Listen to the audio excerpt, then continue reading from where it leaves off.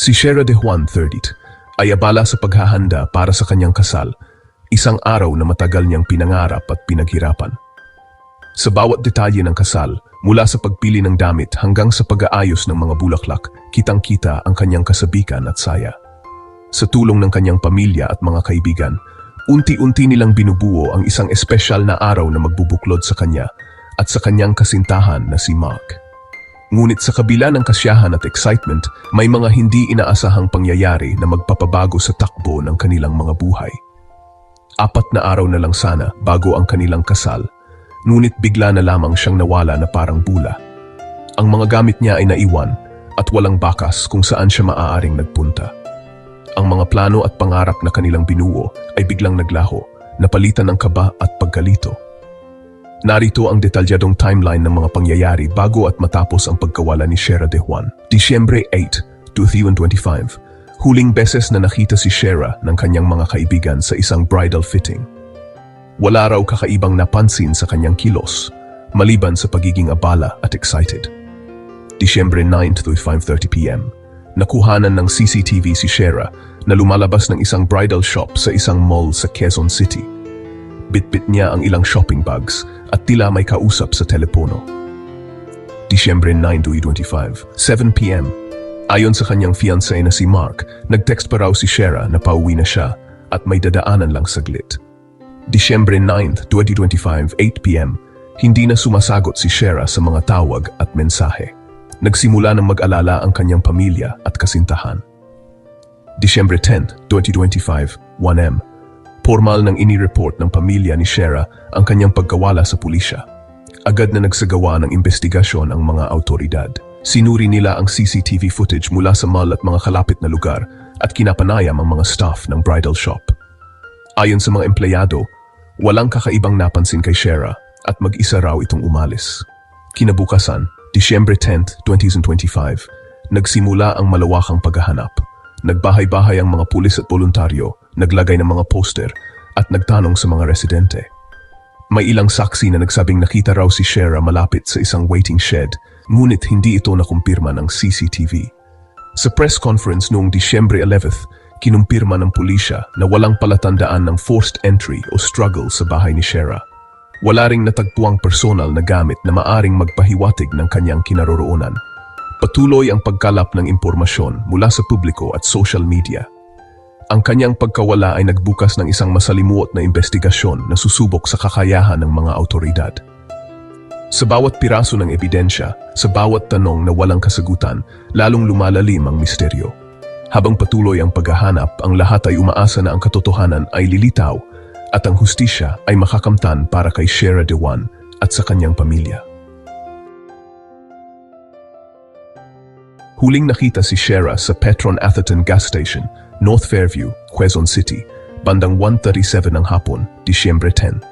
Nakunan siya ng CCTV, nakasuot ng itim, may dalang tumbler at coin purse. Ang footage na ito ang naging sentro ng investigasyon, ngunit walang malinaw na palatandaan kung saan siya nagtungo pagkatapos. Sinuri ng mga pulis ang bawat segundo ng video, umaasang may makikitang kakaiba. Ang gasolinahan, na karaniwang abala, ay naging episentro ng misteryo. Dito nagsimula ang masalimuot na pagsisiyasat sa pagkawala ni Shera. Sa pagsisimula ng investigasyon, agad na napunta sa sentro ng atensyon ang fiancé ni Shera, si Mark Ajay Reyes. Bilang pinakamalapit na tao kay Shera bago siya nawala, natural lamang na siya ang unang tinutukan ng mga autoridad. Sa mga ganitong kaso, mahalaga ang bawat detalye ng mga huling oras ng biktima, kaya't hindi nakapagtataka na si Mark ang naging person of interest. Ang mga mata ng publiko at media ay nakatutok sa kanya, at bawat kilos niya ay sinusuri ng mga investigador. Siya ang huling nakasama ni Shera bago ito nawala, kaya't masusing kinapanayam ng mga pulis. Sa loob ng presinto, tinanong siya tungkol sa mga huling sandali nila ni Shera, saan sila nagpunta, ano ang kanilang pinag-usapan, at kung may napansin ba siyang kakaiba sa kilos o emosyon ni Shera. Lahat ng detalye, kahit maliit, ay mahalaga sa pagbuo ng timeline ng insidente. Mahalaga ring linawin na ang pagiging person of interest ay hindi nangangahulugang siya na agad ang itinuturong suspek. Standard procedure ito sa mga ganitong kaso, lalo na kung ang nawawala ay may malapit na relasyon sa isang tao.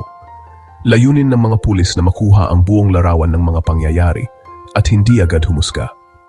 Sumailalim si Mark sa 7 oras na interogasyon.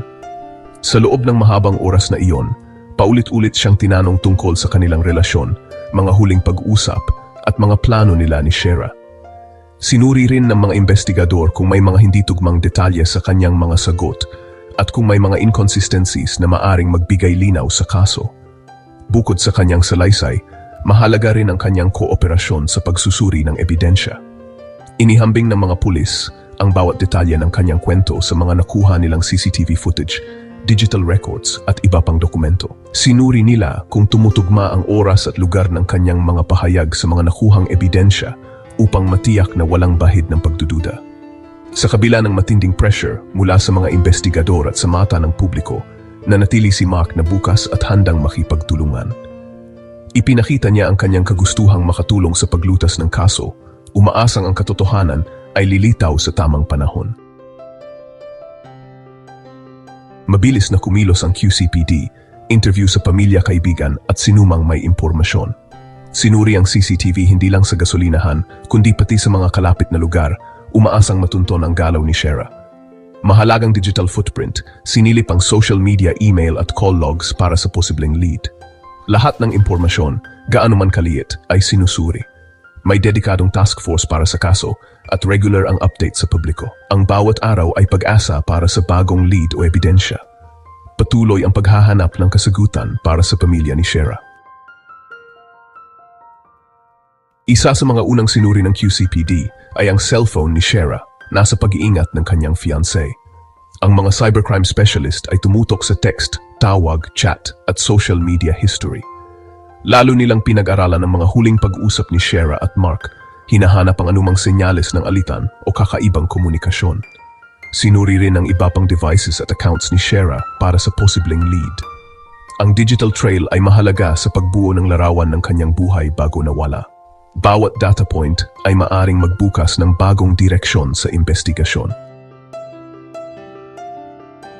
Sa gitna ng investigasyon, si Mark R.J. Reyes ay naglabas ng pampublikong apela at nag-alok ng $15 na pabuya para sa impormasyon tungkol kay Shera. Ginamit niya ang social media at media outlets para palawakin ang paghahanap. Ang kanyang mga kilos ay tinitingnan bilang desperadong hakbang ng isang nag-aalalang fiancé, ngunit masusiring sinusuri ng publiko at pulisya. Ang bawat aksyon at salita niya ay binabantayan, lalo na't siya ang person of interest. Sa kabila nito, nananatiling mahalaga ang tulong ng komunidad sa paghahanap kay Shera. Viral ang kaso ni Shera. Nag-trending ang Find Shera at Justice for Shera. Maraming netizens ang nagdududa kay Mark, lalo na't siya ang huling kasama at may hawak ng cellphone ni Shera. May mga haka-haka tungkol sa posibleng pagbura ng ebidensya, ngunit walang kumpirmasyon mula sa pulisya. May ilan ding nananawagan ng patas na investigasyon at nagbabala laban sa trial by publicity. Ang social media ay naging plataporma ng suporta, ngunit nagdudulot din ng pressure at misinformation. Sa kabila ng lahat, isa ang panawagan, katotohanan at katarungan para kay Shera. 10 araw na ang lumipas mula ng misteryosong pagkawala ni Shera at tila ba huminto ang oras para sa kanyang pamilya at komunidad. Sa bawat pagdaan ng gabi, mas lalong bumibigat ang pakiramdam ng kawalan at pag-aalala. Ang mga lansangan na dati puno ng ingay at saya, ngayon tila tahimik na saksi sa isang kwento ng pagkawala na walang kasiguraduhan ang wakas. Patuloy ang QCPD sa kanilang masusing investigasyon. Araw at gabi silang nagtatrabaho, sinusuyod ang bawat posibleng lead, ngunit sa kabila ng kanilang pagsisikap, wala pa ring malinaw na breakthrough. Si Mark pa rin ang tanging person of interest, ngunit wala pang sapat na ebidensya upang tuluyang mapatunayan ang kanyang kaugnayan sa pagkawala ni Shera.